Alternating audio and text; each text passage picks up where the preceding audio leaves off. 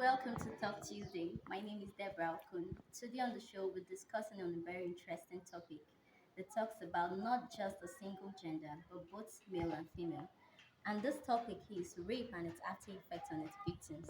And this is going to be more interesting because we have a guest in the house who is going to educate us on this very interesting topic. And here with me is Miss Esther, the CEO of a non-governmental organization, WASH, War Against Sexual Harassment. We are happy to have you here, ma'am. Thank you. Okay, down to the questions for today. How are these rape victims able to open up to you? Because most of these victims feel when they open up to a person, they will be stigmatized. So how do you go about it? Okay, thank you first of all for having me on the show. And regarding that question, it's actually a gradual process having them to talk because it's not just easy. Going through that kind of incident, that kind of situation causes a lot of things to happen around such person's life. So you first try to make the environment comfortable for them, and when they find out that the environment is comfortable, they tend to open up.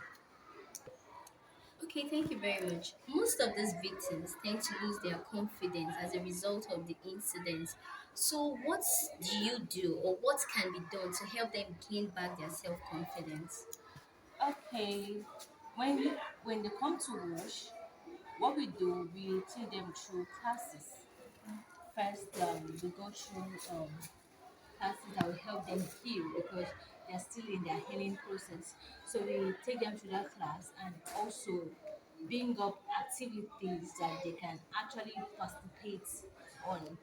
Like we have what we call yearly conventions, yearly sit out, yearly outings. So stuff like that help them to participate in these activities. And from there, they'll be able to bring out those hidden talents they had buried already due to what had happened. Have you post? Okay, there are cases where these victims are being threatened Okay. to the point of death by their rapist not to disclose the incident. So, at that point, what can they do? Because at that point, they're very frightened. So, what do you think they should do? We when they come Okay. with cases of being threatened, we ensure that they're safe because we have security agencies that work with us. So we ensure they're safe because their security is paramount. It's our priority. Then we try our best through their information to bring down this rapist. Because if we go with the case, go through with the case without identifying the rapist, they could likely be attacked. And if not them, there's someone out there that might be the next victim and also threatened if will not even be killed.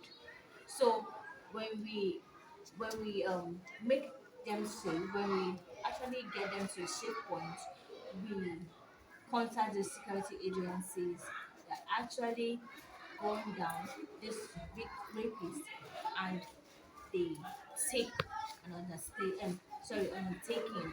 These rape victims are going to move on safely.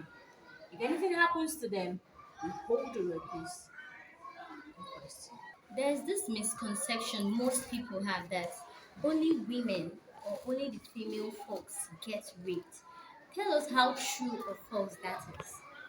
It's not it's not really true. I will not say it's totally false because people have opinions and perspective of different situations. So it's not really true because we have where males actually get raped. Some of them by their aunties, their house help. So the men also go through this sexual assault. That's why WASH was created to stop it, not just for the women, but also for the men. You see an auntie, uncle doing violating the body of a boy is also going through the same process. He's being forced to do that. So he's going through the same rape just as the female goes through it. Because rape is an on it's a sorry, it's a forceful act of having a sexual intercourse without the person's consent. So Okay, thank you very much. Okay, can you tell us what are the after effects of this rape on its victims? yeah, throughout my years in this aspect of life and relating to these people, I noticed that they have almost similar um, aftermath. They have similar experiences after the incident. They go through traumas like having seen this particular side of their life playing out over and over again, waking up to this fear, waking up to this nightmare of seeing themselves being violated. So it keeps reminding them of the incident and at times causing this person in question, this person being violated, to hate the opposite sex. For example, if the woman, she tend to hate the men. A man, he tend to hate the women. So in situations like this, they actually find the opposite gender as a threat to their person, as a threat to their being around. Like when they find that gender around them, they feel threatened by their presence. So those are few of the aftermaths that they actually go through. Okay, what do you think can be done to avoid being raped? Um, Rape actually happens on the street, in your home, just anywhere.